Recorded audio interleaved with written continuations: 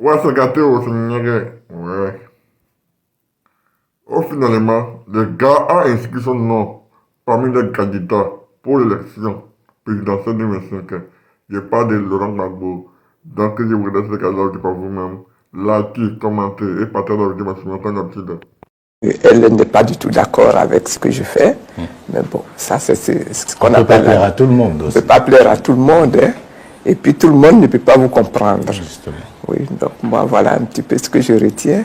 Alors il y a un commentaire de quelqu'un qui a dit « Vous êtes peut-être incomprise ». Est-ce que vous avez ce sentiment d'avoir été à un moment donné une femme incomprise?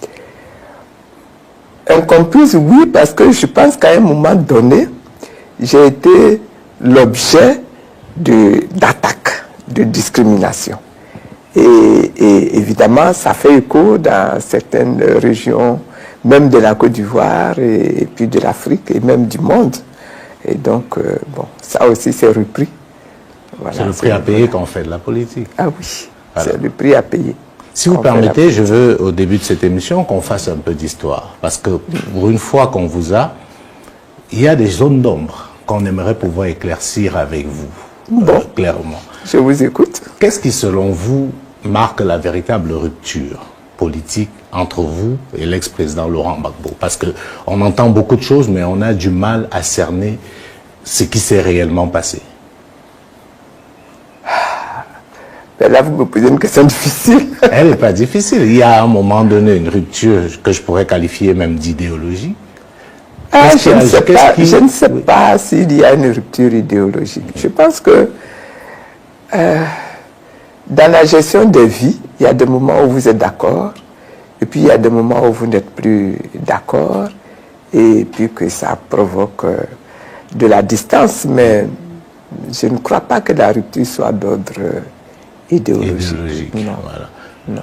Alors moi qui suis un peu la politique ivoirienne, Madame Simone Gbagbo, je dois dire que les conflits de position à l'intérieur de votre mouvement à l'époque ne datent pas d'aujourd'hui. Peut-être aujourd'hui c'est à l'ère publique, mais on sait déjà qu'à l'intérieur, vous n'étiez pas d'accord et vous l'avez fait savoir sur un certain nombre de choses. Oui, ben, j'estime que c'est normal ça. Quand vous êtes ensemble dans une organisation politique, il y a des choses sur lesquelles vous êtes d'accord, il y a des choses sur lesquelles vous n'êtes pas d'accord. Et quand vous n'êtes pas d'accord, il est bon de le dire. C'est qu'on fait la critique interne. Voilà. Alors, à ce moment-là, si on revient sur le passé, selon vous, quelle est la plus grosse erreur qu'a commise Laurent Gbagbo? Je pense que dans ce problème que nous avons connu en Côte d'Ivoire, le président Gbagbo a été acculé par la communauté internationale à aller à des élections, alors que la situation ne se prêtait pas à des élections. Mais il a été vraiment acculé, non seulement à aller à des élections, mais accepté Alassane Ouattara comme candidat à ces élections-là. Et je dois dire que le président Gbagbo a été tellement désireux de réussir à réunifier le pays, à sortir de la guerre dans son pays, que finalement il a cédé pour pouvoir mettre fin à cette division qu'il y avait dans le pays. Et bon. Est-ce qu'il a trop cédé selon vous? Je pense oui. Je pense oui. Qu'à la fin, il a cédé, mais est-ce qu'il pouvait faire autrement que de céder? Je n'en sais rien. Moi, je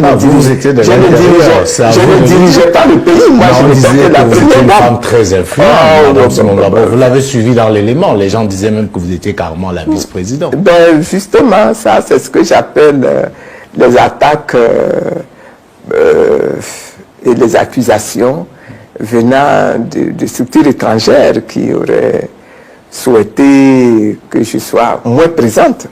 Mais bon, ça c'est mon caractère, je suis présente et puis j'estime qu'il y a des combats à mener, il ne faut pas se mettre aux abonnés absents quand il y a des combats à mener. Alors qu'est-ce que vous répondez à ceux qui pensent que la plus grosse erreur de Laurent Gbagbo à ce moment-là, c'est d'avoir cru à la France, notamment aux dirigeants français?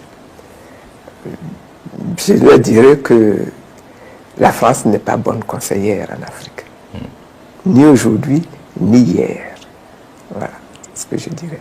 Alors, je voulais qu'on fasse ce petit point d'histoire parce que c'est une histoire qui n'est pas terminée, Madame Simone Gbagbo. Aujourd'hui, vous êtes libre, vous êtes candidat à l'élection présidentielle. Laurent Gbagbo est rentré en Côte d'Ivoire, Charles Blé Goudé aussi.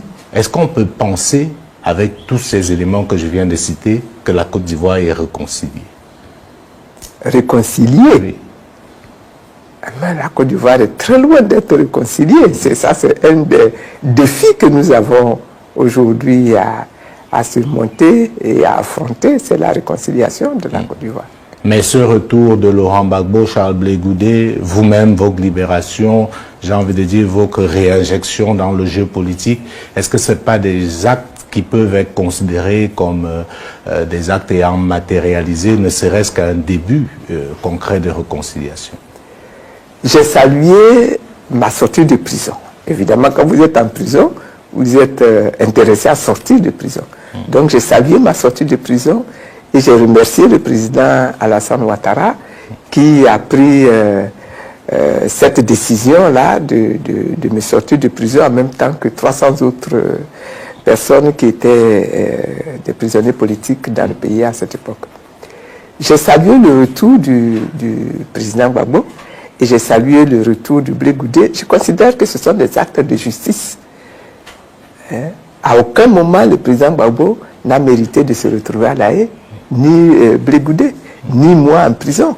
Et donc, si ça s'est fait, je considère que ce sont des actes de justice qui sont réalisés à notre direction. Ceci dit, ça ne suffit pas pour dire qu'il y a réconciliation. Parce que pendant la crise ivoirienne, nous avons connu des morts. Nous avons connu des destructions. Nous avons connu des personnes qui ont perdu tous leurs biens.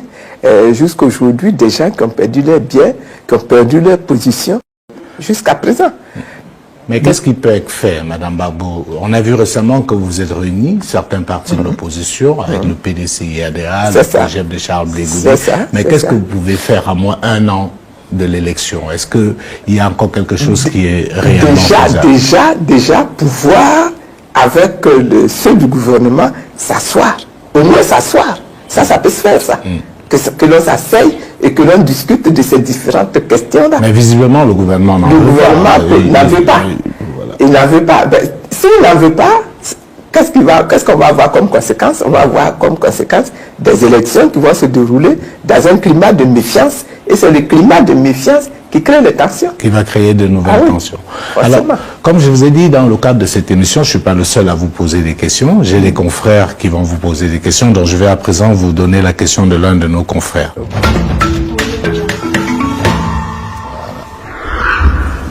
Et puis je vais mettre play. Bonjour, je suis Jean-Bruno Tagne, journaliste pour Naya TV au Cameroun. Alors, Madame Gbagbo, je voudrais savoir quel est le sens de votre candidature à la présidentielle de 2025 en Côte d'Ivoire. Est-ce que vous ne pensez pas que vous êtes en train de mettre les Ivoiriens un peu dans l'embarras parce que vous les obligez à choisir entre vous et l'ancien président, alors que vous avez pendant de longues années partagé le même combat? Votre candidature était-elle vraiment nécessaire? Merci. Voilà. Une question qui a le mérite d'être claire. Le sens de la candidature. Très clair. Alors, je voudrais répondre en disant, je suis sûr que les candidats au présidentiel de 2025 là, seront nombreux. Ce ne sera pas une candidature entre Laurent Gbagbo et Simone Gbagbo. Ce sera une candidature entre le MGC et sa candidate et d'autres candidats qui viendront d'autres partis. Est-ce que le président Gbagbo sera candidat? Je n'en sais rien. Pour le moment, il n'en a pas la capacité, au moins. En plus. Mais je n'en sais rien. Il se peut que d'ici là, on lui en donne la capacité. Mais pourquoi est-ce qu'il veut limiter les candidatures au présidentiel à une confrontation face à face entre Laurent Gbagbo et Simone Gbagbo? Déjà, ce problème-là, il faut sortir de ce problème-là. Mais en plus, j'estime que ma candidature n'est pas inutile. Parce que ce que je propose pour l'avenir de la Côte d'Ivoire, c'est quelque chose de très positif. Derrière la question de mon confrère Jean-Bruno Tagne, il y avait le fait de la dispersion des voix. Comme vous l'avez dit, vous n'avez pas une rupture idéologique totale avec l'ancien président Laurent Gbagbo. Oui. Tout observateur s'est dit, Simone Gbagbo et Laurent Gbagbo concurrent à une élection, il y aura forcément une dispersion des voix qui peut faire le jeu du régime en place. Est-ce que ce n'est pas quelque chose que vous redoutez? Ah, c'est quelque chose qu'on est obligé de redouter. Et c'est pour ça que j'espère qu'on n'arrivera pas à cette situation-là. Mais ce n'est pas seulement entre Simone Gbagbo et Laurent Gbagbo qu'il peut y avoir dispersion des voix. C'est pour ça que nous sommes en train de discuter pour que, premièrement, les conditions d'élection soient améliorées, pour qu'on puisse effectivement discuter avec les autres, aller compétir, sans que pour autant on soit amené à s'affronter comme des... Vous pensez qu'il peut y avoir des évolutions avant l'élection? Ah oui, on peut avoir une véritable coalition de l'opposition? Je l'espère. Est-ce que vous allez y travailler? Parce qu'il ne suffit pas d'espérer. Est-ce que vous êtes prête à travailler pour que l'opposition ivoirienne puisse parler d'une seule voix? Mais on a déjà commencé ce débat-là. Et on a déjà commencé à mettre ensemble les partis politiques dans l'opposition pour revendiquer des choses communes vis-à-vis du RHDP et du gouvernement. Après cela, on verra dans quelle mesure il est possible encore de réunifier plus pour se retrouver non pas avec 1000 candidats, mais avec un nombre le plus petit possible de candidats. Alors, vous qui êtes une doyenne de la scène politique ivoirienne, qui est férile, qui avait du flair, est-ce qu'Alassane Ouattara sera candidat en 2025 selon vous? Je ne serais pas étonné qu'il soit candidat. Je ne serais pas étonné qu'il soit... Je ne suis pas dans son parti, donc je ne sais pas ce qu'ils sont en train de... Nous, on voit déjà les gens l'appeler à l'aide. Oh oui, bon, vous savez, ça c'est la politique, on appelle à l'aide, on appelle, et puis bon... C'est au dernier moment que la décision se prend, hein, donc il ne faut pas se laisser intimider non plus par tout ce qu'on voit. Hein. Alors, je voudrais qu'on revienne un peu sur votre mouvement, le mouvement que vous avez créé, le mouvement des générations capables. Qu'est-ce que vous apportez de nouveau? Je précise que c'est un mouvement d'obédience social-démocrate. À ce niveau-là, on n'apporte rien de nouveau. Par contre, nous avons insisté pour que cette organisation-là prenne vraiment en main la question de la transformation des mentalités, la question de la position à donner aux valeurs, parce qu'on s'est rendu compte que la question des valeurs en Afrique, c'est devenu quelque chose de terrible. En Côte d'Ivoire, particulièrement, c'est devenu quelque chose de terrible. Donc ça, nous l'apportons et c'est nouveau par rapport à tous les autres partis de gauche qui sont là. Alors, si les Ivoiriens qui nous écoutent devraient voter pour vous pour une seule raison, ce serait laquelle? Qu'est-ce que vous pensez que vous allez apporter si jamais les Ivoiriens vous font confiance et décident de faire de vous la première femme présidente de ce pays? Je vais les convier à travailler ensemble pour la transformation de toutes les mentalités des Ivoiriens. Donc pour vous, c'est d'abord un problème de mentalité. Donc c'est la base. Pour moi, la base, c'est la mentalité. Mais comment vous allez y parvenir? Parce que c'est un vœu, j'ai envie de dire, pieux. Oui. Mais à l'épreuve des faits, comment vous allez faire? À l'épreuve des faits, il faut déjà beaucoup d'éducation, beaucoup de formation. Donc un accent particulier sur tout le système éducatif du pays. Mais au-delà de cela, il faut également aider les Ivoiriens à devenir eux-mêmes de véritables transformateurs de leur économie, des ressources qu'il y a dans ce pays, pour qu'ils deviennent des hommes d'affaires eux-mêmes et que l'économie du pays soit maîtrisée par les Ivoiriens eux-mêmes d'abord. Et ça, c'est tout un programme. Alors, on va revenir pas totalement dans votre intimité, c'est pendant que vous étiez enfermé dans ce bunker, qu'est-ce qui s'y passe concrètement? Tout le monde voudrait être là comme une petite souris pour savoir ce que vous vous dites. Moi, je vous parle en tant que journaliste. On a dit, non, c'est Simone Gbagbo qui a radicalisé Laurent Gbagbo. C'était elle, l'aile dure. C'est elle qui ne voulait rien entendre. Qu'est-ce que vous dites aux Africains aujourd'hui par rapport à cet épisode? Qu'est-ce qui s'est réellement passé? Bon, vous savez, quand on était dans ce que vous appelez le bunker, en fait, ce n'est pas un bunker, c'est le palais présidentiel, c'est la résidence présidentielle. On a dû se réfugier dans les sous-sols de la résidence à cause des bombes qui nous tombaient sur la tête. Ouais. On a beaucoup prié. Curieusement, on a beaucoup prié.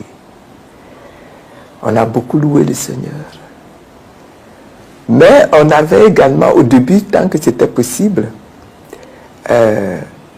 discuté ensemble, continuer nos réunions politiques pour décider ensemble de ce qu'il fallait faire, de ce qu'il fallait dire. Et donc, on a discuté un certain nombre de questions. Par exemple, les résultats des élections. Justement. Est-ce qu'il faut les annuler? Est-ce qu'il faut les accepter? C'était des échanges. Et dans ces échanges-là, les conclusions qui se passaient, qui se décidaient, c'était qu'il fallait maintenir. On avait gagné les élections et je confirme que les élections ont été emportées par le président Gbagbo. Les élections présidentielles ont été emportées par le président Gbagbo. Mais c'est parce qu'avait déclaré la CEI à l'époque. 53% pour Alassane Ouattara, c'est le chiffre officiel qui avait été annoncé. Non, c'est pas la CEI qui avait dit ça. Oui. La CEI n'a jamais proclamé qu'Alassane avait... On se rappelle de la sortie de Bakayoko, qui était le président de la CEI. Non. Je reprends tout. Voilà. La CEI a organisé les élections et a donné les résultats des élections, comment on appelle ça, les premiers résultats. Oui. La CEI a été incapable de donner des résultats dans les délais. Ça, on le sait. Dans les délais.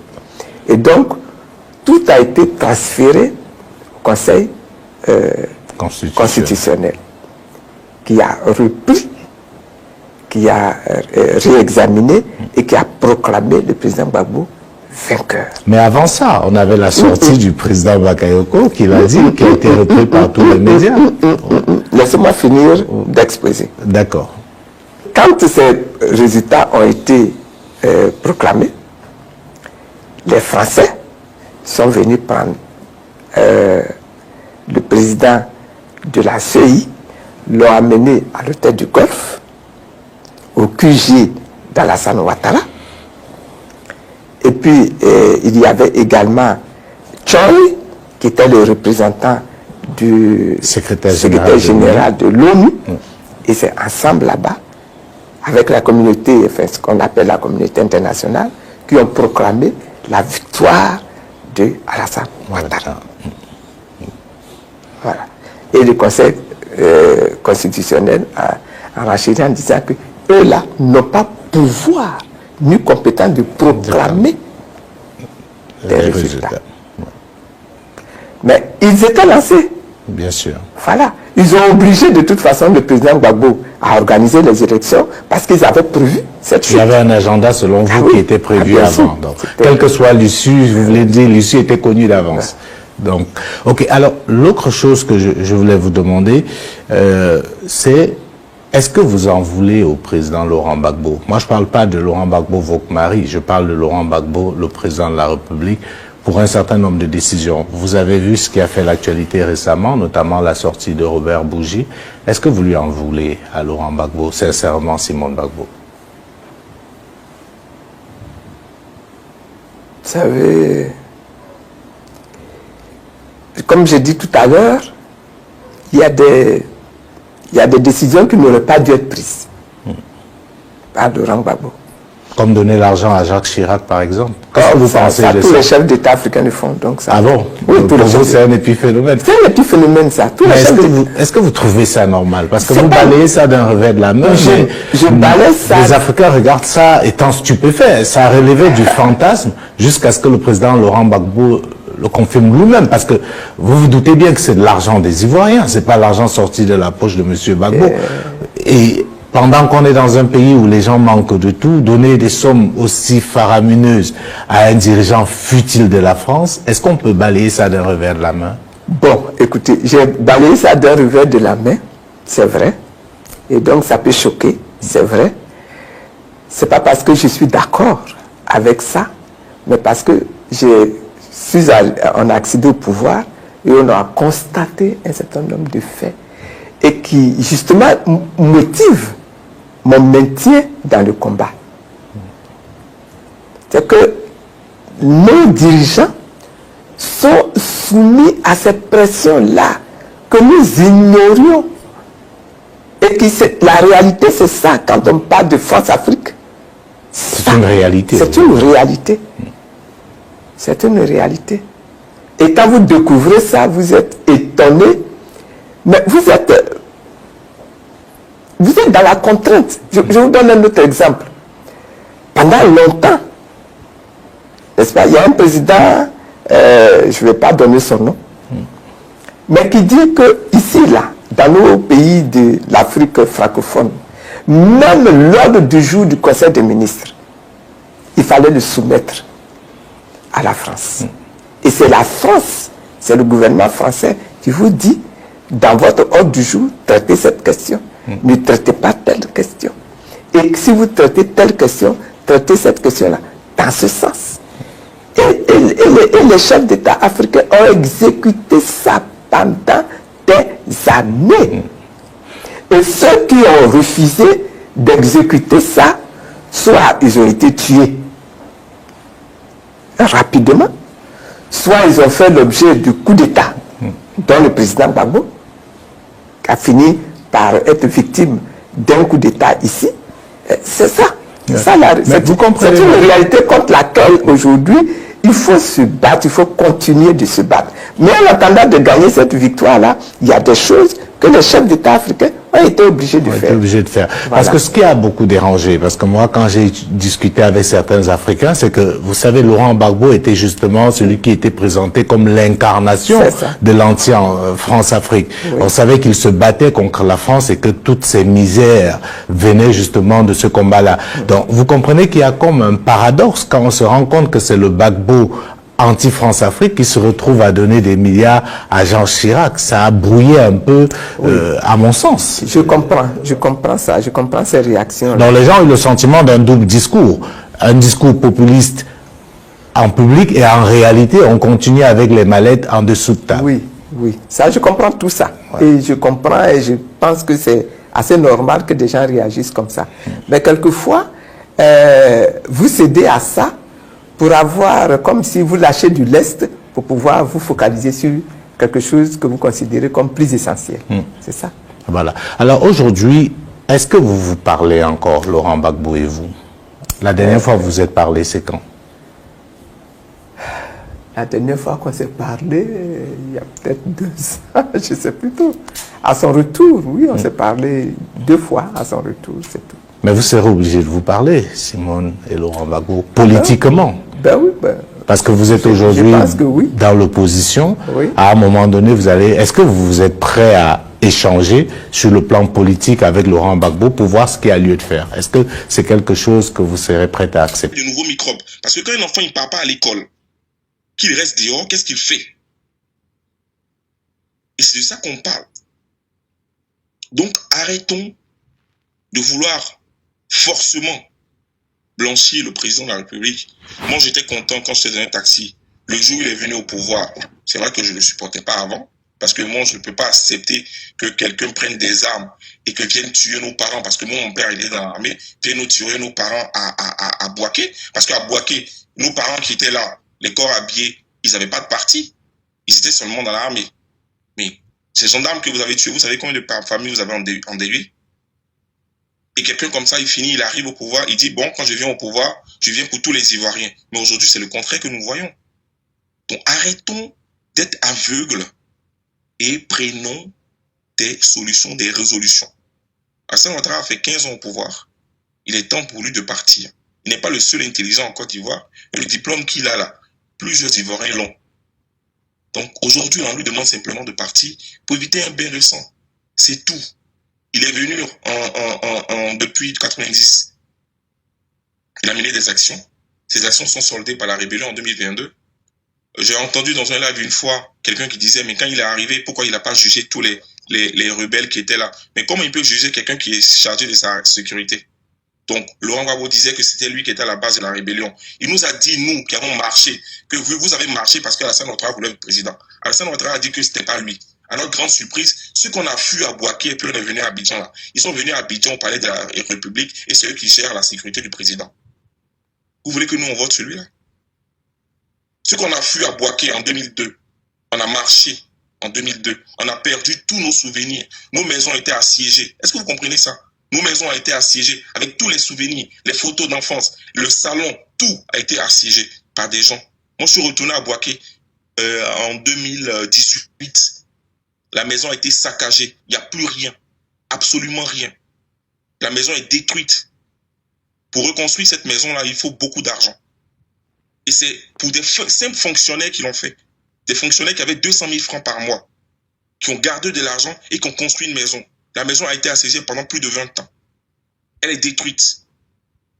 Et on voit que, on arrive à Abidjan, on voit que ceux qu'on avait fui en 2002, les voilà qui se baladent dans la ville, et qui sont devenus les milliardaires. Qu'est-ce que vous voulez que nous on dise? Que la rébellion, qui est le père de la rébellion? Mais c'est lui. Le secrétaire général de l'armée, c'était qui avant? C'était l'ancien de la rébellion. Et les Waltao, ils sont quittés où?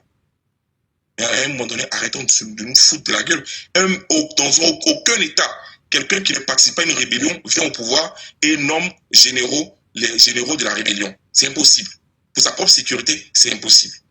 Donc je vais chuter là-dessus pour dire, aujourd'hui, Oxymore, je comprends ta position, tu es énervé. Je dis simplement parce que j'ai vu dans un live une fois, quelqu'un qui a dit, ouais, lorsqu'on va arriver, on va tuer tout. Ça, c'est pas un discours. Nous, on veut pas tuer quelqu'un. Voilà. On va pas tuer quelqu'un. Nous, on veut simplement réparer